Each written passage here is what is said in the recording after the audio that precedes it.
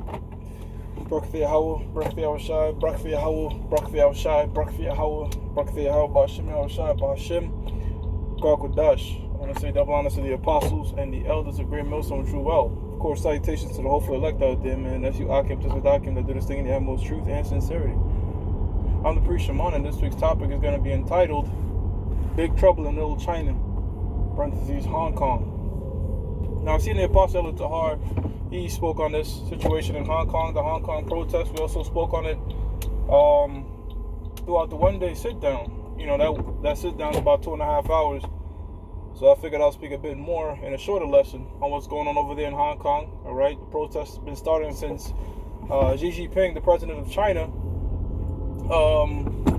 passed an extradition bill, you know, which would give him the right to extradite those independent colonies such as Taiwan and Hong Kong, all right, back to China for trial because there was a murder that was committed in Taiwan.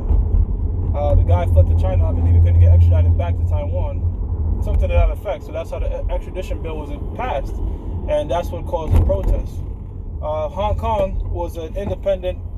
Hong Kong was actually a British colonized by the Britain, but got their independence around 1997. But a part of the deal was that contract will last about 50 years. So you're looking around 2047 for Hong Kong to reunite back with China. But China doesn't see, even though Hong Kong has its own language, own passport, own currency. All right, the people of Hong Kong are Moabites. They all so-called Chinese. You know what I'm saying? And this guy Xi Jinping, he wants to unify all those places. Now, the United States is using this form of protest to create more chaos and anarchy in China because, as we brought out yesterday in the Wednesday show, and Rick Sanchez just put it up, it's all economic warfare. Like, you look at what happened in Bolivia. Well, Evo Morales, you know, he got the coup d'etat happened to him when he wanted to nationalize the natural gas and the lithium and wanted to make trades with China. You know, anytime you try to make trades with China and Russia and build a connection, best believe the United States is going to go in there, not recognize you as a president, declare you a dictator, and then stage a coup d'etat, you know? And that's what happened. Meanwhile, over here in the United States, we're doing the same shit as China. Well, not we, the American government is doing the same shit as China, but at least this guy in China is being very direct, you know? He's being very direct in the fact that, look, I'm censoring you. This is complete dictatorship.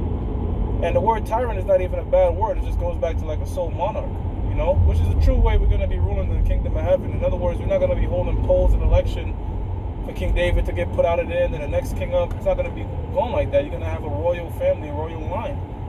And this is the true way to run a government, to run a country. This whole concept of a Senate was relatively new, man. All right, that's how come with the scriptures in the book of it was either Daniel's or the book of Revelations where it said that the beast concerning the Roman Empire was diverse from the previous beast. What made it diverse was the Romans introduced that Senate, you know, splitting up power and all this type of stuff. And when you do shit like that, it's easy to you know, infiltrate governments. You know what I'm saying? It's easy to infiltrate governments. Because all you have to do is put one puppet in there, and you know the next puppet in there, and that's how the you know, the United States pretty much got controlled. But like, take for example the Tsar of Russia, you can't do that because he had a monarchy. When he went against the League of Nations, they had to kill his whole family. You know. But going back to the topic at hand, yeah, some of these protesters are sincere, that, you know, that don't want to go back to Hong Kong, whatever. But a lot of that shit is really being fueled by the United States. The proof on that is the fact that the Yellow Vest protest is still going on in France, yet they don't seem to cover it. Why? Because France is an ally to the United States. What about Chile? Well, the protest in Chile is not getting crazy amount of coverage because Chile is one of the another puppet state of the United States. You know, to find out who the puppets are in Latin America, just see who goes along with the coups. Chile was one of them, you know. So Chile sold out, you know. So is Colombia, so is Brazil. So they're pushing this Hong Kong protest very heavy, and they're being the protesters are being told to have the cops attack them. They want the cops to attack them to make it look, propaganda. So we can say, see, there's complete chaos going on over there. This guy doesn't know how to rule and all this type of BS. But, the nations are waking up. Isaiah 47 chapter tells us that, just like a virgin skirt being lifted up and all the secret parts are being seen, all the secret parts are being seen with America. Everybody's known that the CIA is backing a lot of these military coups, backing a lot of these protests that you see on TV, propaganda news stations such as CNN and MSN and all these different stations that proper protests that they want to put in there. Meanwhile, the United States is in 8 different wars and has over 850 bases all across the world.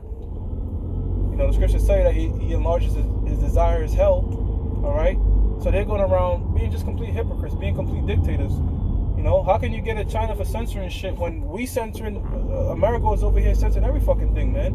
All right, YouTube, they got bots. All right, you can't even call it artificial intelligence because they're not intelligent. It's just bots, man, using keywords that will get your videos censored, which proves that YouTube, all right, is not a publisher. They claim to be a publisher, but they're really a platform. You know what I'm saying? Because they could deplatform you. They could get them. They could shut down your channel based on how they feel. Even if you're not violating any type of laws, and they have arbitrary rules that's just made up out of nowhere. They never tell you what the rules is. They never tell you what the guidelines is when they shut down your videos. And the proof on that is you could upload several different videos. You can upload the same video on several different channels, and some channels will keep it up and some won't. So this politically correct propaganda is nothing more than taking away freedom of speech, all right, and doing the same thing that the United States is criticizing China of, man, being a complete dictatorship rule, all right. Now where's this thing in Hong Kong gonna go? I'll tell you this much: China's economy is surpassing the United States. All right, the United States is actually in debt to China, so everybody's thinking that China is going to be the next superpower to rule, but that's nowhere in the scriptures. The Moabites are not up next to rule. All right, the Moabites, the so-called Chinese, are not up next to rule. After the 2nd Ezra, the 6th chapter, the 7th to 9th verse tells us, after Esau rules, it's going to be Jacob. Jacob are you Negroes, Latinos, and Native Americans, all right? All right, that's you. And the Negroes, Latinos, and Native Americans, all right? Those of South and Central America, all right? We mentioned Bolivia. Bolivia is a tribe of Asher. The first indigenous Asherite to rule. Guess what? Coup d'etat, and they put back in one of these European Edomite-looking rulers back over that country, man. So shit is popping off in Hong Kong, all right? Some of it is partly true, some of it is partly bullshit. Just like they did in Venezuela, how to make it look like, people committed cannibalism in Venezuela.